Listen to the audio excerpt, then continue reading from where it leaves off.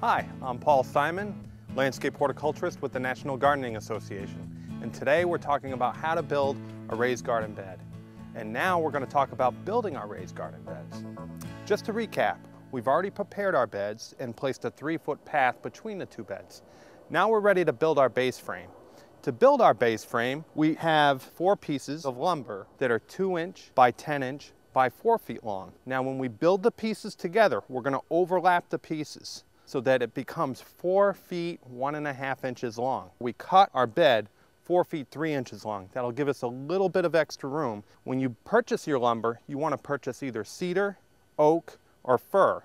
But you're not going to want to use treated lumber for a raised garden bed. You don't want the chemicals to leach out from the wood into your vegetable garden. Okay, now we're putting our base frame together. And remember, we're going to overlap the pieces as we put them together around each other in a perimeter. Again, what we're using to secure them is 3 screws on each side. Make sure you don't use drywall screws, you use 3.5-inch long decking screws. They're galvanized and they're designed to be used outdoors. We're going to remove our twine and our paint sticks that marked the location of our bed. You might want some help to move it into place. Now that we've got it in place, we're going to repeat the same process for our second location. Right now we'll go inside and cut the rail caps on a 45-degree angle that'll go on top of our base frame. Before we start, we're going to use our safety goggles. Make sure we wear those. And just to talk about the lumber, we purchased a total of 4 2x4 by 10 foot long pieces of lumber, pre-cut in half at the lumber yard. So we have them at 5 feet high. So the next step we'll do is to cut one end of our 2x4s.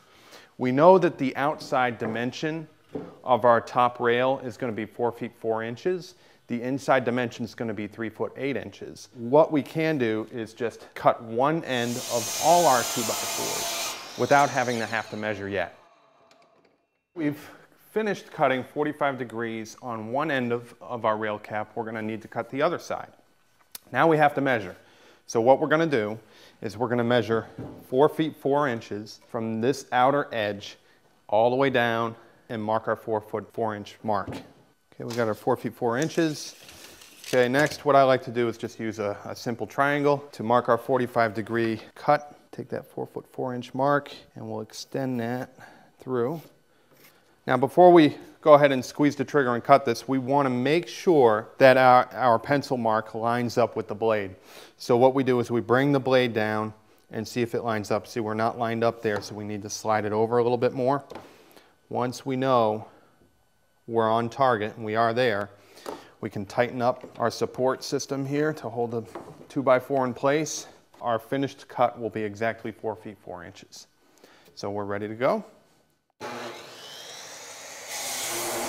For each of our raised beds, we'll need 4 of these cut exactly the same, and this will surround the perimeter of the raised garden beds for our cap rail. Okay.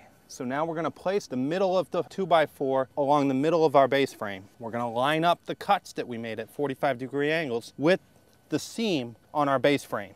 And when those are lined up, we're going to go ahead and screw them in place.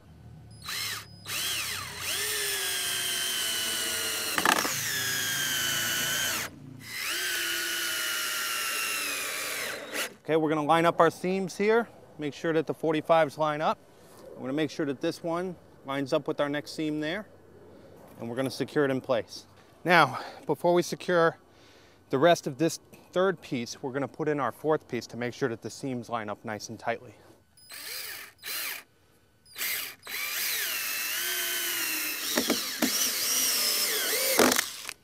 Okay, we've just finished installing the cap rail around the edge of our garden bed. Again, the cap rail is a great little feature because you'll be able to place your garden tools, place your vegetables, and use it as a shelf while you're working the garden. It'll also give you a nice little seating area while you're working the garden as well. Okay, so the next step we'll do is to repeat this process again on our second garden bed. And up next, we'll discuss placing our garden soil and compost into our garden beds.